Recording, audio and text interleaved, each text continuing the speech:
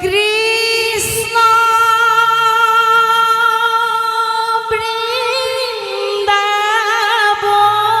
বৃন্দাবনে যায়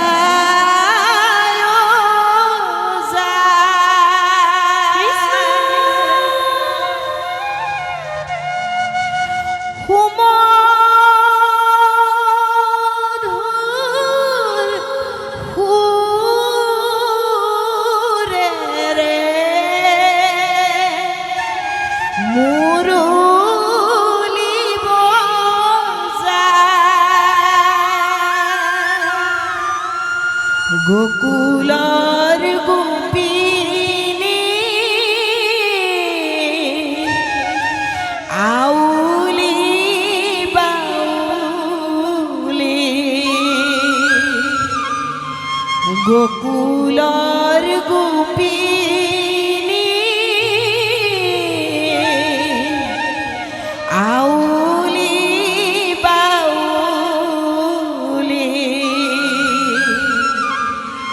পতি পুত্র তেজি বৃন্দাবনে যায় চলি হরি মোহন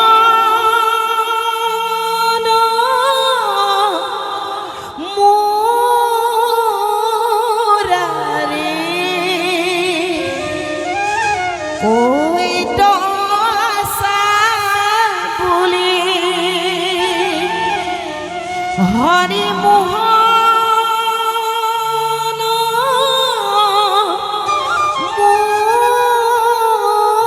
মুরারি কই দশা বলি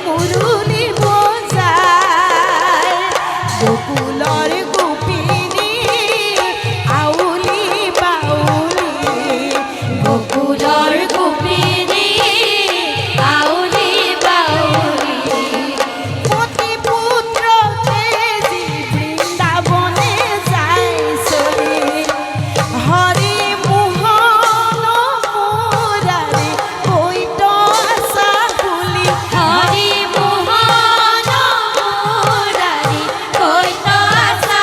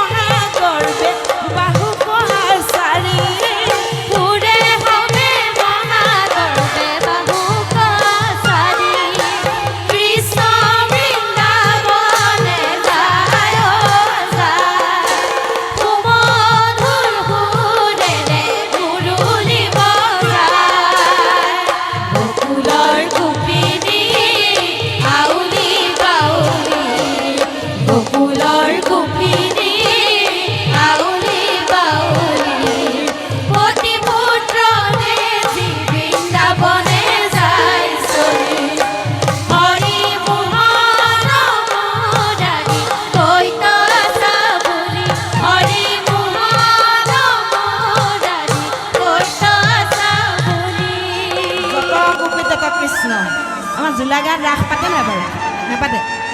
নেপাতে পাতিব লাগে এইবাৰ যত গোপী তত কৃষ্ণ ইজনীও কৃষ্ণক পালে সিজনীও কৃষ্ণক পালে আৰু সকলোৰে নিজৰ সন্তান আছিলে নিজৰ স্বামী আছিলে গোপীসকল আমি যি ভাবি আছোঁ গোপী কৃষ্ণৰ প্ৰেম সেয়া নহয় কেশৱৰ অনংগ কেলি আছিলে হে য'ত অংগ ব্যৱহাৰ শাৰীৰিক যিটো প্ৰেম সেয়া নাছিলে আত্মা আত্মা আৰু পৰমাত্মাৰ মিলন আছিলে জীৱাত্মা আৰু পৰমাত্মাৰ মিলনহে আছিলে প্ৰেম এতিয়া গোপীসকলে কৃষ্ণক পালেহি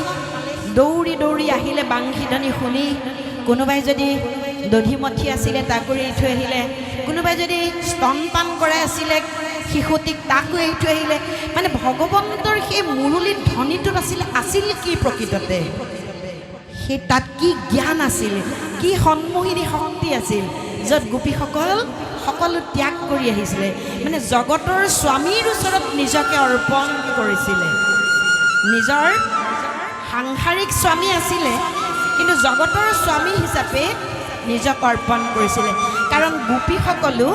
সাধাৰণ তিৰোতা নাছিল গোপীসকল সেই ত্ৰেতা যুগত তেওঁলোক ঋষি আছিল যিসকলে গোপী হিচাপে জন্ম ল'বলৈ বহুত তপস্যা কৰিলে এতিয়া যেতিয়া কৃষ্ণক পালে পাই কিন্তু অহংকাৰ হৈ গ'ল ৰাস চালে সেইকাৰণে বোলে বহুত পাপ মোচন হয় বুলি কয় অকল নৃত্য গীত সমাহাৰত ৰাস নহয় ৰাসৰ বহুত তত্ত্ব কথা আছে যে গোপীসকলে যেতিয়া কৃষ্ণক পালে কৃষ্ণৰ সেই মৰ্যাদাটো বুজি নাপালে অহংকাৰ হৈ গ'ল আমাৰো হয় নহয় আজি মোক সকলোৱে আদৰ সাদৰ কৰি আনিছে মই যদি ভাবিছোঁ আৰু মোৰ সমান ডাঙৰ কোনো নাই আৰু তেতিয়াহ'লে মই শেষ সেই অহংকাৰ যে আমি কেতিয়াবা চাকৰি এটা পাবলৈ ভগৱন্তক পূজা কৰিয়ে থাকোঁ হয় নহয় একেবাৰে মন্দিৰে নামঘৰে গৈ গৈ পূজা পাৰ্বণ কৰি থাকোঁ কিন্তু যেতিয়া চাকৰিটো পাওঁ তেতিয়া কিন্তু ভগৱন্তৰ ফালে পিঠি দিওঁ তেনেকুৱা বহু আছে নাই এই গোপীসকলেও কৃষ্ণ পাই কৃষ্ণৰ যি মৰ্যাদা নুবুজিলে তেতিয়া ভগৱন্তই ভাবিলে যে এতিয়া আৰু মই গোপীসকলৰ মাজত নাথাকোঁ নথকাৰ পাছত কি হয় সেয়া নথকাজনেহে বুজি পায় হয়নে মানুহজন আছে অত্যাচাৰ কৰে বুলি গালি পায় বুলি ভীষণ অশান্তি কৰে বুলি গালি সপনিত অন্ত নাই কিন্তু যেতিয়া নাইকিয়া হৈ যায় হাহাকাৰ কৰি ফুৰে যেতিয়া নাথাকে তেতিয়া সেই বস্তুটোৰ কিমান অভাৱ সেয়া অনুভৱ কৰে সেইগৰাকী প্ৰত্যেকগৰাকী স্বামীহাৰা তিৰোতাই এপলক হ'লেও এদিনত অনুভৱ কৰে সেয়া থাকোঁতে কি কৰিছিলোঁ আৰু এতিয়া নাথাকোঁতে কি পাইছোঁ সেই গোপীসকলেও সেয়া হ'ল কৃষ্ণক বুকুৰ মাজতে পোৱাৰ পাছতো যেতিয়া কৃষ্ণ নাইকিয়া হৈ গ'ল হাহাকাৰ কৰিবলৈ ধৰিলে আৰু তাৰ পাছত কি হ'ল হে ৰাম গোপীৰ পৰমইটো দেখি ভাব ও দেখি নহহিল গয়া গোবিন্দৰ গাৱ কৃষ্ণ প্ৰধান হইলা কৃষ্ণ বৃন্দাবনত ও কৃষ্ণ কৃষ্ণ বুলি গোপী বিচাৰি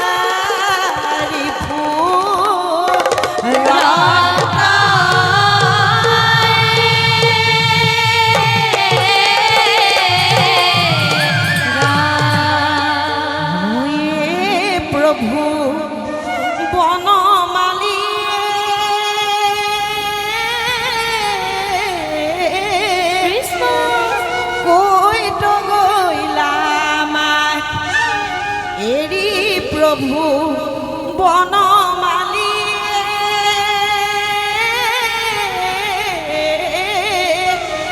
কই তো গইলা মাত হে প্ৰভু বনমালী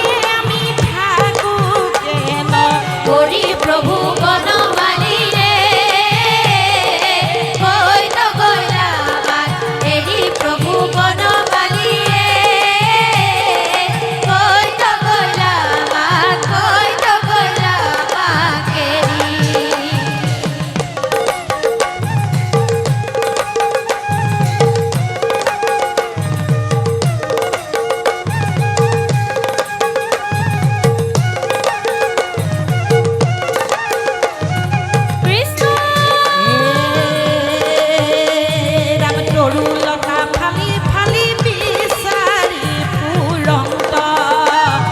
তথাপিতো বনমালী কৈতো নাপাই লন্ত প্ৰভু বনমালীয়ে কৈতো গ'লা আমাক এৰি প্ৰভু বনমালীয়ে কৈতো গ'লা আমাক এৰি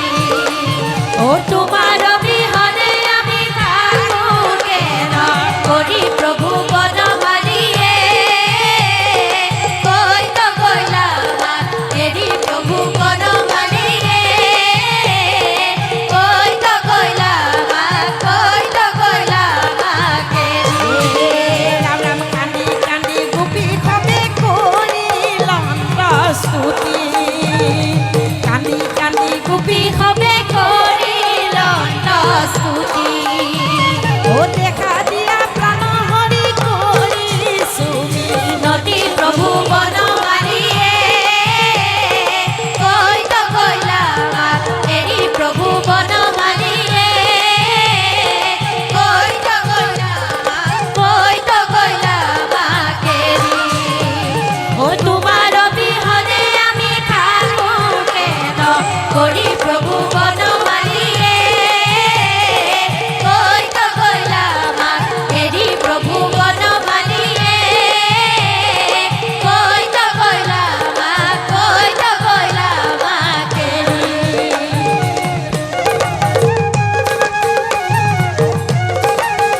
কৃষ্ণ